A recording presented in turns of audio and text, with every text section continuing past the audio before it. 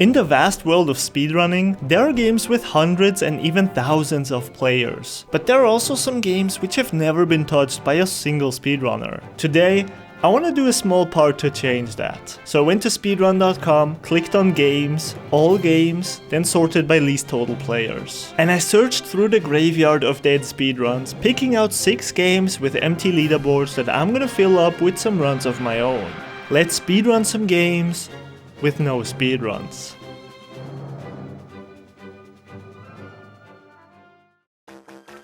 The first game on my list is Catwoman for the Game Boy Advance. This is an action-adventure game in which you control Catwoman as you fight off bad guys, climb buildings, jump over lasers and all that good stuff. It's that really bad Catwoman game you've probably heard of before, but on the Game Boy Advance, which means it's actually an entirely different game, and judging by its score on Metacritic, a much better one at that. It was a bit surprising to see that the worst version of Catwoman on the other consoles had a few speedruns on record, while the GBA version was completely deserted, so let's go and change that. Before I embarked on my speedrun, I decided to do a normal playthrough of this game first. I like to do that sometimes, especially for longer games, and that was a very good decision because this game can honestly get pretty difficult at times. Once I started my run, I got off to a pretty great start in the first 15 minutes or so. There were not a lot of fights this early in the game, and the jump and run sections were still really simple compared to the later ones. That being said, it didn't take me long to suffer my first death as I messed up one of my jumps. But while it did set me back a bit to the last checkpoint, it was nothing compared to when my controller's battery ran out at the 15-minute mark.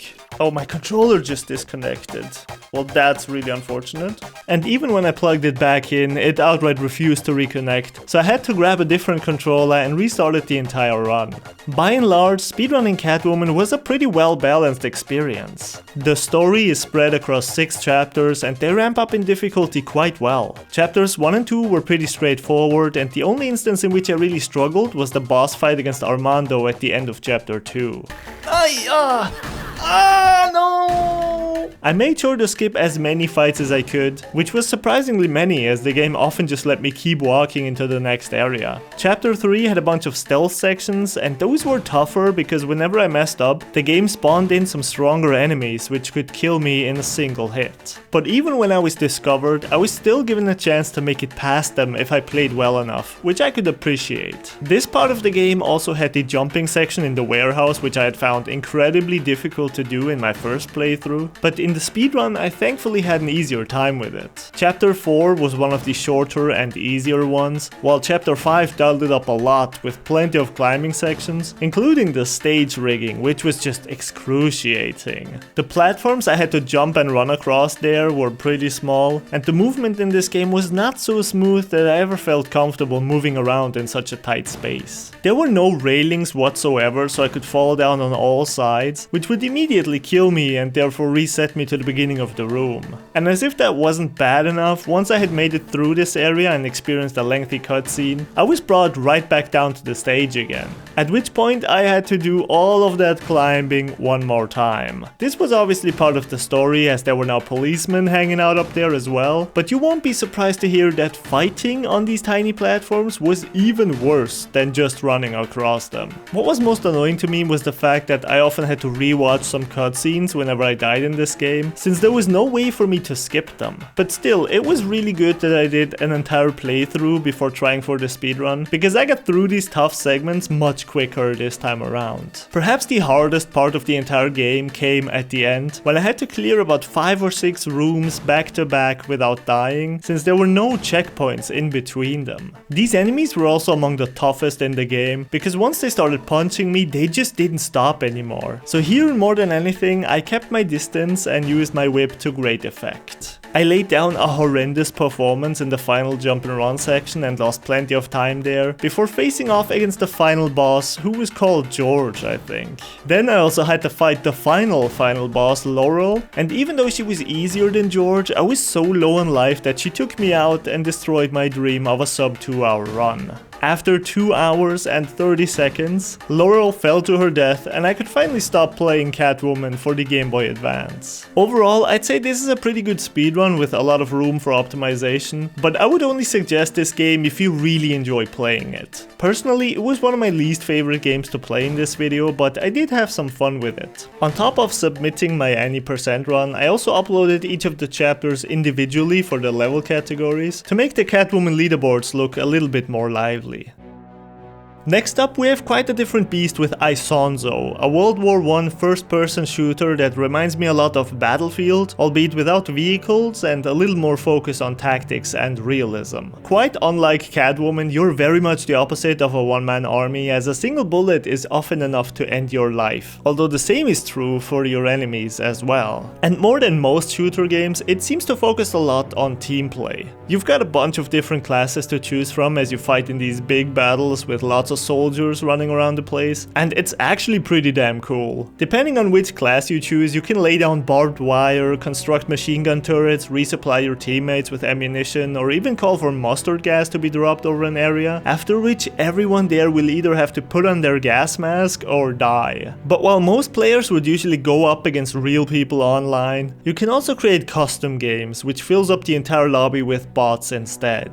And this is what I will have to do in order to try my hand at those speedruns. Technically, real players can still join in on these lobbies unless you set up a password, which I forgot to do, but the speedrunning rules don't say anything against that, so we should be fine either way. Now, Isonzo has a bunch of different speedrunning leaderboards, both in the full game and level categories, all of them completely empty. And I was determined to give the full game speedruns a proper shot. A full game run requires you to win either 2 or 3 battles back to back as the attacking team. The battles in this game are pretty much identical to the rush game mode in Battlefield. Attackers have a limited amount of lives and have to destroy all objectives before they run out. There are also a few different phases throughout the match, so once the first 2 objectives are destroyed, the attackers' lives get refilled and new objectives show up. So if the attackers manage to make it through all phases without ever running out of lives, they win the battle. Now that doesn't sound too difficult, but don't get it twisted, this game is pretty tough, even against bots. Since there weren't any prior speedruns to compete with, all I had to do to set a world record was win all battles in any of the campaigns. But quite frankly, after trying for over 3 hours, I couldn't even win a single battle. As I mentioned earlier, there are 6 different classes in this game, although my bot teammates pretty much just stuck with the rifleman class the entire time, which is the most basic one of the bunch. And they didn't even use their ammo boxes to resupply me with ammunition, which caused me to run out of bullets quite often whenever I managed to not immediately get my head blown off. I myself went with the officer class, which gave me the ability to call in some air support on any points that I marked with my flare gun. This was stuff like bombs, smoke cover or mustard gas, and they were surprisingly effective, especially against the bots. Now I had to be on the attacking team for all of the battles, so as soon as each match started, I made sure that I was indeed on the right side. That being said, I did not have a lot of success as the attacker. On almost every single attempt in these speedruns,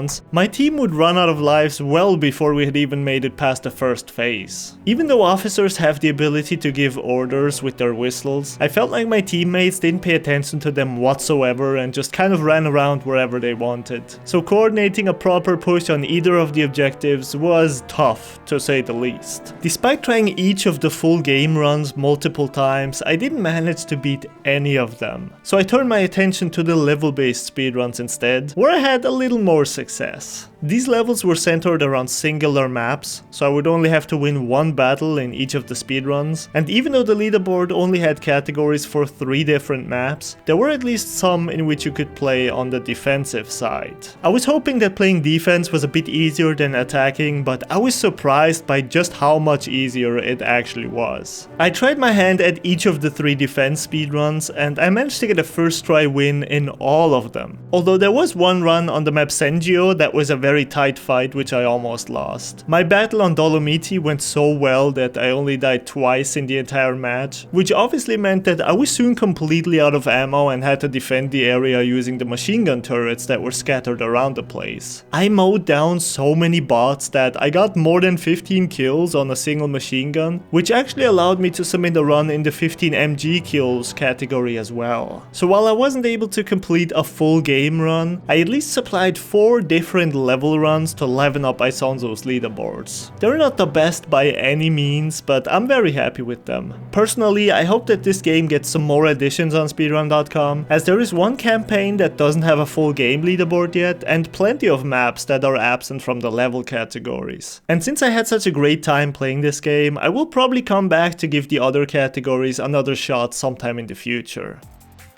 Next up, we have Caverns of Mars Recharged, a classic Atari arcade game from the early 1980s that was re-released in 2023 for all major platforms. This game doesn't even have an active moderator on speedrun.com, so I'm not quite sure if anyone will even be there to verify my runs, but there are two categories, one for the arcade mode and one where you have to beat all 30 missions back to back, and the category rules are simple but fairly straightforward, which I can appreciate. After giving the arcade mode a short try, I decided to go with the all missions speedrun instead. This category requires you to beat all 30 missions in the game back to back as fast as possible. The premise of this game is that you're constantly flying down into the caverns of Mars and have to avoid taking damage from the environment as well as a number of enemies. Once I made it to the bottom of the cavern, the mission would end and I could continue on into the next one. In addition to being able to move left and right, I was equipped with some lasers, which slowed me down whenever I used them.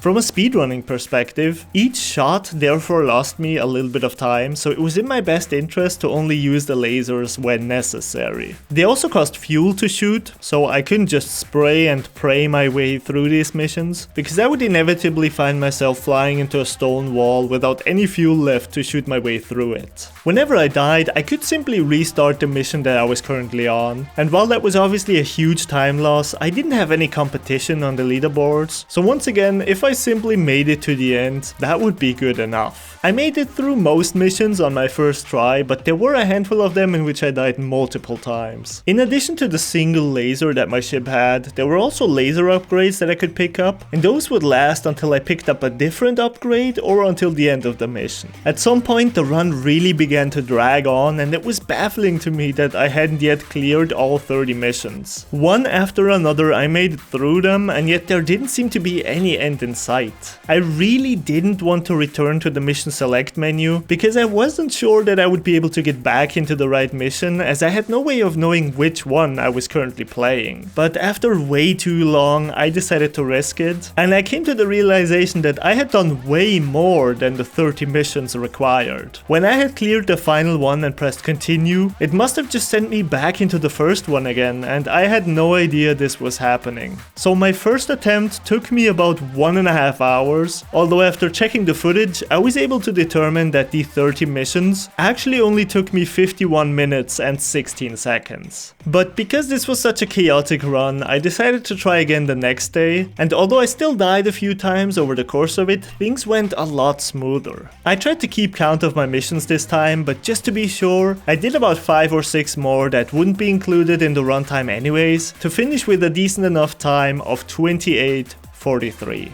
I honestly had a lot of fun with this game, and I'll definitely try to come back to it in order to set a run in the arcade category as well. Since there was no moderator for Caverns of Mars Recharged, there was no one to verify my run, so I was made a moderator instead. As such, I verified my own run, and while I was at it, I also added some individual categories for each of the missions as well as for the multiplayer, in case anyone ever wanted to give that a shot. Granted, the leaderboards arguably look even emptier now, but I do believe that these categories should exist to at least give people the option to speedrun them, even if no one actually ends up doing so.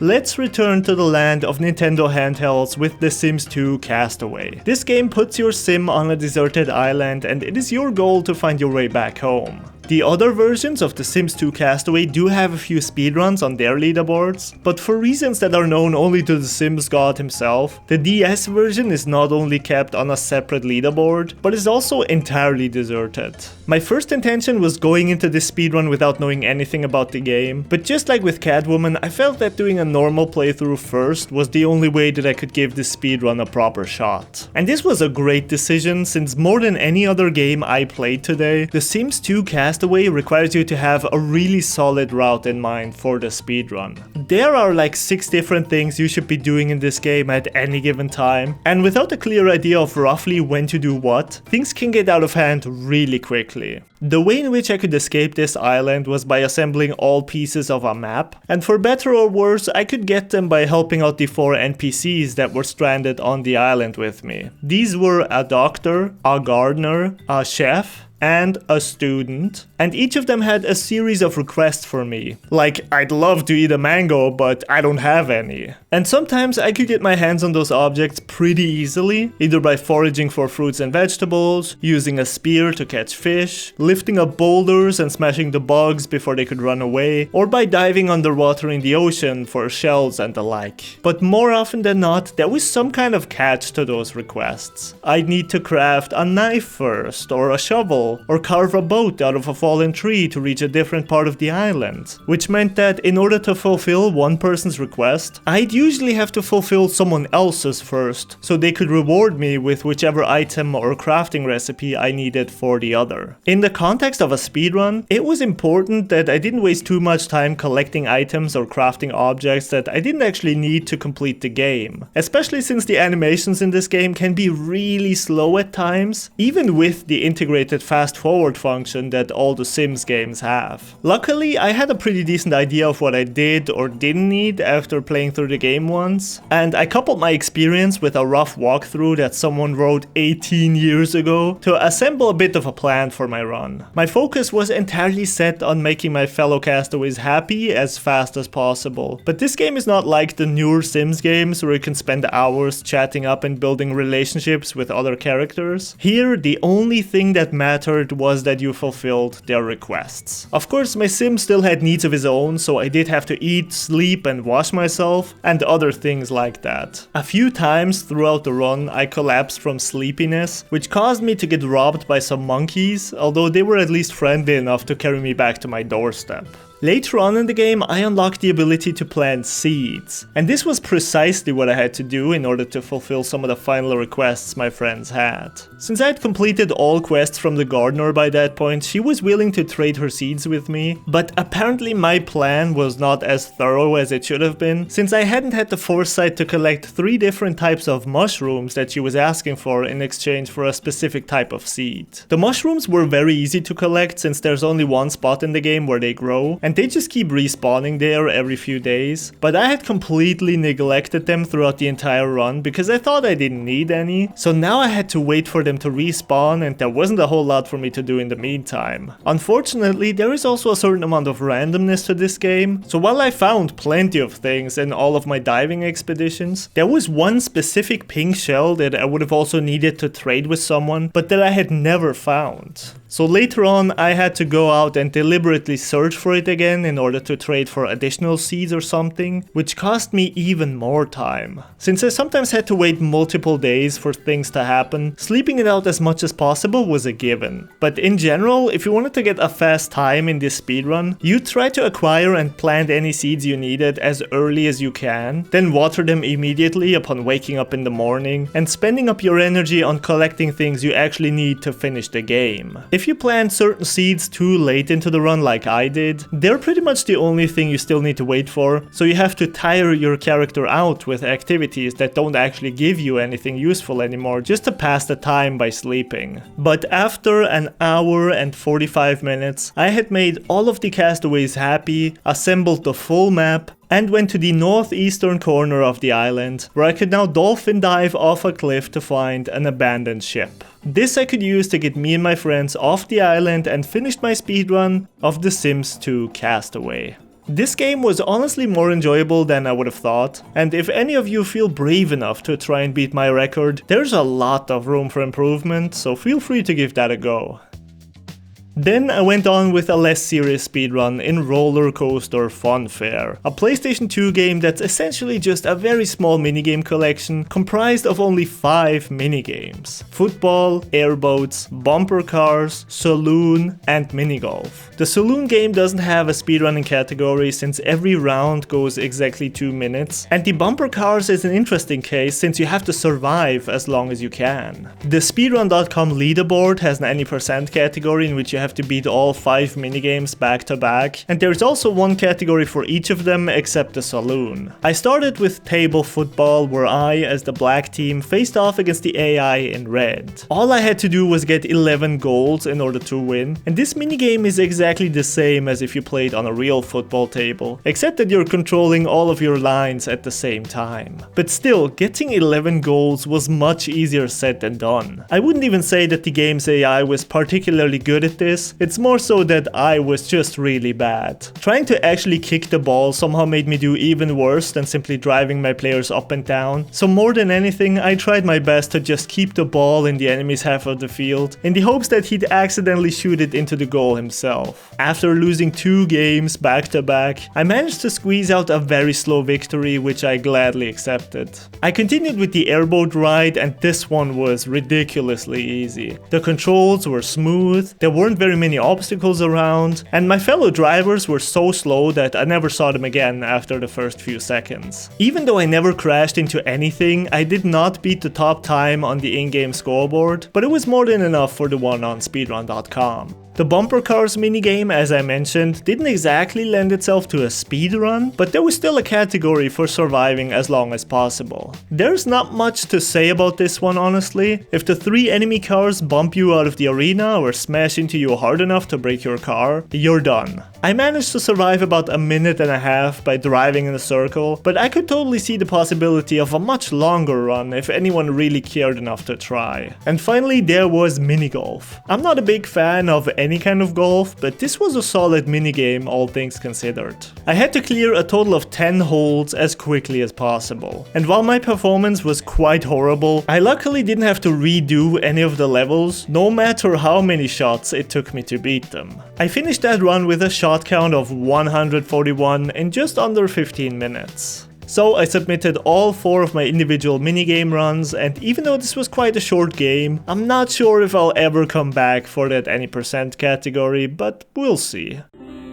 Let's finish things off with Monkey Go Happy Ninja Hunt, a web-based point-and-click puzzle game in which you have to collect a bunch of monkey ninjas by clicking on them. Many of them are hidden behind rocks or bushes and are pretty easy to find, but in order to get all 30 monkeys, you also have to pick up objects and use them at the right spots in order to continue, and solve a few small riddles. To beat the game, you have to clear 3 different levels, and at the end of each, you receive 2 symbols, which you can then enter on the huge purple chest in the main menu. Once you've gone through all 3 levels and input each pair of symbols into the chest, the game officially ends. All of the levels share the same principle, but they do become more complex as you go on. This is probably the most memory-heavy speedrun I've ever played. If you wanted to get the fastest possible time in this game, you'd want to remember not only the positions of each of the monkeys, but also the fastest order to click on them, as well as the solution to every single puzzle in the game. And remembering even just the puzzles is quite a lot already, even though the game at least isn't that long. Now, there are a bunch of Monkey Go Happy games on speedrun.com, and many of them have 0 runs on their leaderboards. I don't know much about the other ones, but Ninja Hunt only has a single category called any percent, which usually means you have to beat the game as fast as possible by any means necessary. There have been no rules laid out whatsoever, so it was pretty much up to me how I approached this speedrun, and I just had to hope that the moderator would accept it. So after doing a normal speedrun of the game by playing through all levels and then opening the purple chest, I decided to also do a run in which I simply tried to put in all of the symbols right away. I took a screenshot of the solution, then reloaded the page. I decided to start my timer at the first frame after selecting my monkey's head, and then proceeded to input the characters, counting out how many times I had to click on each button in order to get the correct symbol, and that's the time. A very short run, but there's definitely room to do it even faster. And to my pleasant surprise, after I submitted my 8-second long run, I discovered that the moderator of this game went ahead and added a chest percent category, so that's where that run went, and I could now also submit my full game run under any percent, which was quickly verified as well. Personally, I think the name any percent doesn't really fit a category in which you have to complete 100% of the game, but I'm not the moderator, so I respect his decisions. While playing this game, there were 1 or 2 moments in which I accidentally pressed on some parts of the screen that tried to bring me to a website which was blocked by my browser, so keep that in mind if you ever want to run this game as well. In any case, that was the last game on my list, and in total, I set records in 19 different categories today. If any of you are bold enough to try and take them away from me, I would love to see you try, and I may or may not come back to defend some of these records if I have to. Not all of my runs have yet been verified, but that might just take some time as not all speedrun moderators regularly check on the site. So let me know if you want to see me do the same with some other games in the future. Thank you so much for watching. Also, thank you to my Patreons for keeping the channel alive. You can join for as little as $1, which genuinely supports me more than you could ever know. Subscribe for more videos like this, and I'll see you in the next one.